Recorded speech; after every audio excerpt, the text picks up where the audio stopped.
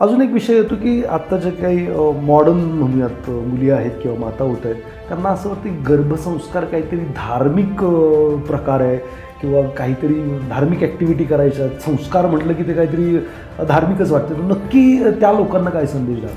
काय असतं की एक बिलीफ बनलेला असतो.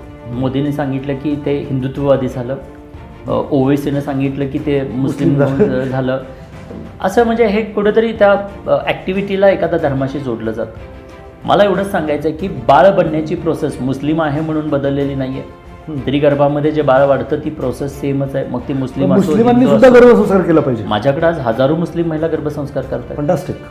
ऑल जाती धर्माच्या महिला गर्भसंस्कार करतात. कारण ती धार्मिक प्रक्रिया नाहीये. कारण का सांगतो की बाळ बनण्याची प्रक्रिया धर्मावाईज कुठेही बदलत नाहीये. ती सिमिलर आहे. ती मुस्लिम धर्मीय असो, हिंदू असो, ख्रिश्चन असो, कुठल्याही धर्माचे असो.